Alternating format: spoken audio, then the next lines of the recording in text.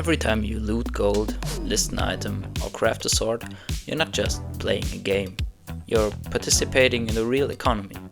MMORPGs like Guild Wars 2, Lord of the Rings Online don't just simulate adventure, they simulate inflation, capitalism, and even market crashes or booms.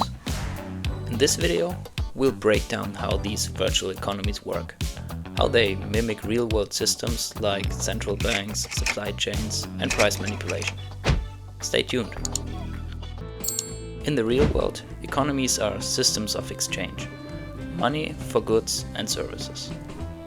In MMORPGs, the idea is the same, but with gold coins, various currencies, materials, and crafted gear. What starts as a simple loot drop system quickly evolves into a player-driven economy.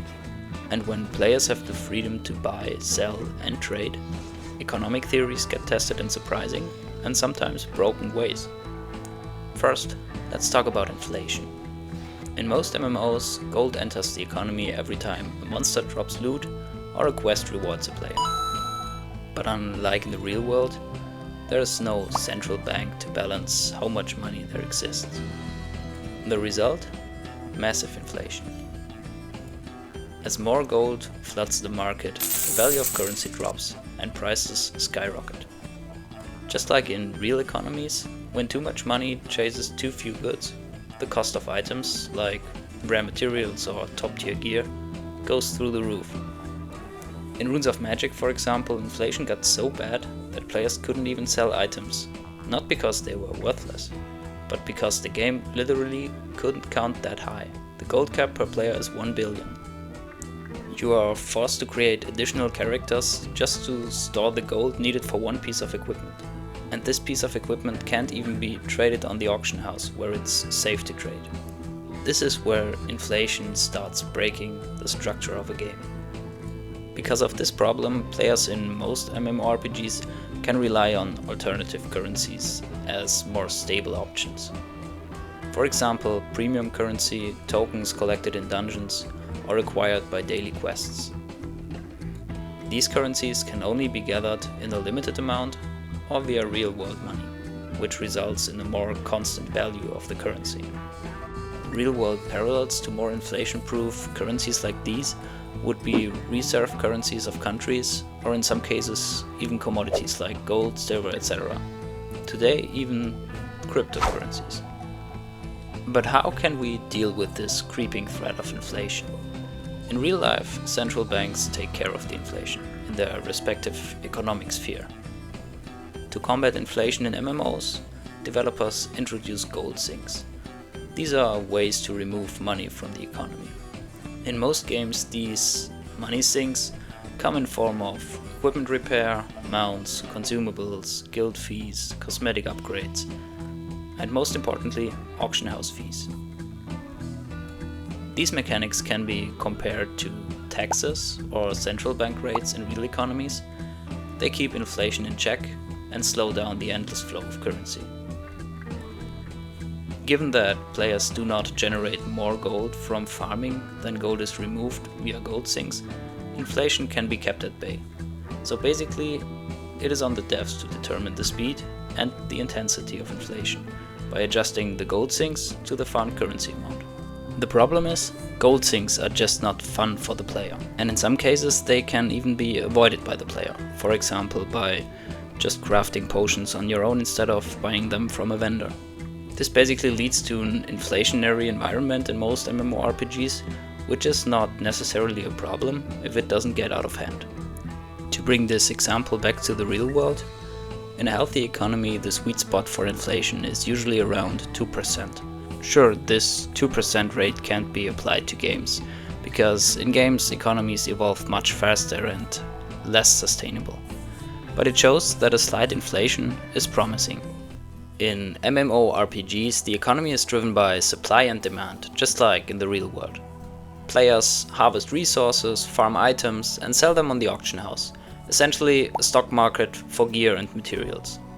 Let's say iron ore is easy to find early on, supply is high, price is low, but when a patch introduces a new item requiring tons of iron, suddenly demand spikes and prices follow.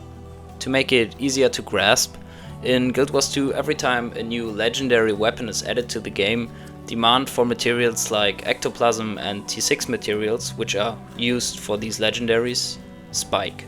Players race to farm them and prices flip overnight.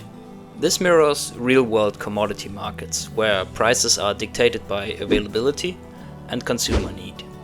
The twist? In MMOs, developers can change market conditions instantly, like the Federal Reserve with cheat codes.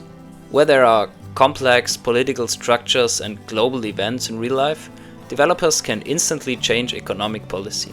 This tool can either be used to regulate the market, or can also, if used wrong, run the MMO economy into the ground. Crafting in MMOs is like running a factory.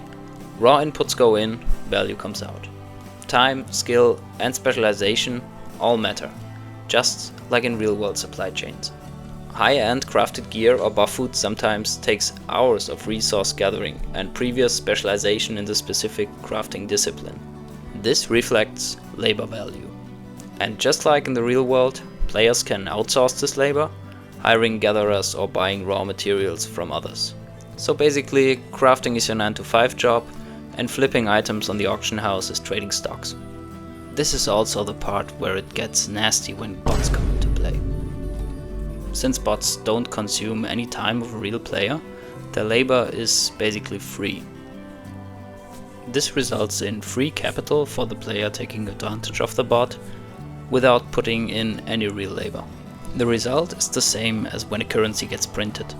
The amount of goods or currency, depending on the thing that specific bot is farming, increases, and this leads to more inflation. In summary, the more bots there are in a game, the higher the inflation rate will be. So to keep the MMO economy healthy and players happy, the developers should be chasing and punishing bots at all cost. But not all players are noble capitalists, just as in real life. Some try to manipulate the economy, cornering markets, hoarding resources, and driving up prices. In many MMOs, some guilds aren't just guilds, they are cartels. They monopolize boss spawns, flood the market with exclusive drops, and price out competition. In real life, they would be facing antitrust investigations. In MMOs, it's just part of the game. So there are many parallels between MMORPG economies and real-life economies. There is a marketplace, which is the auction house, or for example in older MMOs there used to be marketplaces where you can put up your shop, but in newer MMOs usually there is an auction house or a trading post. In order to have a thriving economy and happy players, usually the devs need to keep all of these components I mentioned in this video in balance. The instruments are limiting inflation, using soul-bound items so they can't reach enormous prices on the auction house, and use alternative currencies to the usual gold or silver currencies. I think there are many positive examples for thriving economies. For example, Guild Wars 2 works very well. Supply and demand really match each other because there is a huge player base and a very well running trading post. But on the other hand, many other MMOs suffer from huge inflation or also lack of players, which is also not good for the MMO economy. So what do we learn from all of this? MMORPGs may look like simple games, but underneath the dragons and the loot drops, there are economic engines running on real-life principles like inflation, supply and demand, or reserve currencies. Whether you're a merchant or a min-max player, you're part of that market, even unknowingly.